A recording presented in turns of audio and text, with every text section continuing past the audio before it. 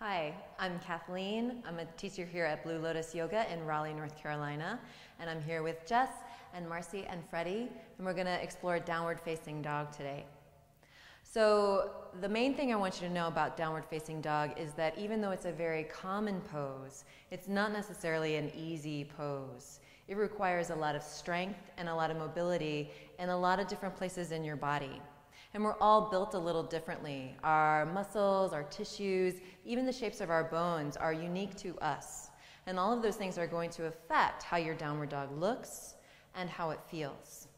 So if you're first working with this pose and you find it really challenging, just know that you are not alone and that feeling will shift with some practice and also some patience. So Jess is going to demonstrate coming into downward facing dog, and she's starting here in table. Now, anytime you have weight coming through your hands, you want to be very clear about how your hands are connecting to the earth through your mat. So she's got her fingers spread nice and wide here, and she's going to be pressing down through the fingertips as well as the knuckles at the base of her fingers so that the weight is distributed through her whole hand. And now, before she comes into the dog pose itself, she's going to take a few breaths here. She can turn her toes under, but she's thinking about the inhale really filling up through the chest and the exhale coming strong from her low belly. Now, the inhale is also going to help keep her shoulder blades very broad so that they don't sink in towards each other or crowd her neck.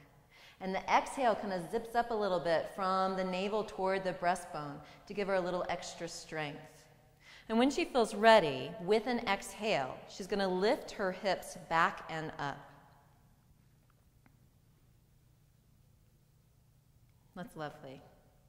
So as she's here in the pose, she's going to think about pressing down strongly through her hands and lifting up and back through her tail. We're looking here in this exploration to create a really long line from the bones of the hands up through the arms, up through the spine, and out through the tail. And one thing to think about in this shape is your legs.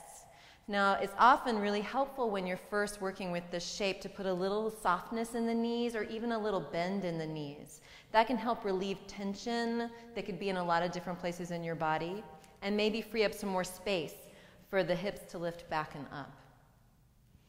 So she's going to take just a couple more breaths here and just notice how the shape feels in her body. And then when she's ready, with an exhale to support her, she's going to lower her knees back down toward the mat. And then she can take a rest in child's pose for a while if she likes. And just kind of take in the effects of the pose and how it felt. It's always important to notice how a pose feels in your body. And downward dog in particular, when you're first learning it, can sometimes feel really heavy in your shoulders. If that's the case, you can try a different variation, which Marcy's going to demonstrate, of downward dog, where you take it at the wall. So she's going to put her hands on the wall, shoulder width apart, and she's going to make sure that her heels are right underneath her hips, which she's done nicely here.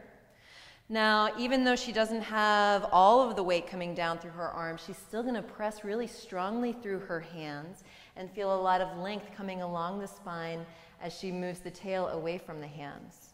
And her feet are going to press down strongly too, and she's also going to make sure that there's a little softness in her knees here. That might help her find some more length through her spine. And holding this pose for a while, there's not so much weight in the shoulders, but you can still find a lot of action in the legs and the arms.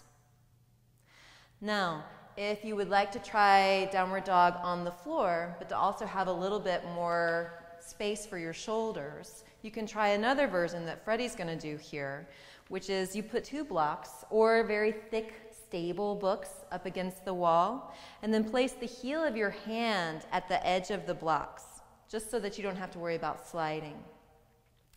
And then just like Jess, he's going to pause and take a few breaths and feel the inhale really filling up through his chest and feel the exhale very strong starting from the low belly, lifting in and up.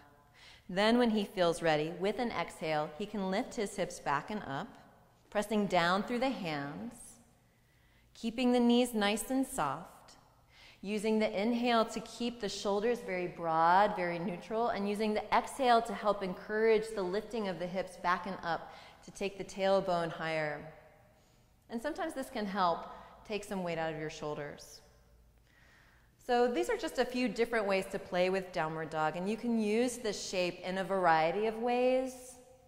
And it's really good to just take some time, play around with it, feel its effects in your body, and know that if you're ever in this pose or any pose, and you feel lots of strain in any particular place of your body, that's the time to come out, take a rest, regroup, and maybe try a different option. So I hope you have fun playing with this and explore it, and thank you very much for joining us.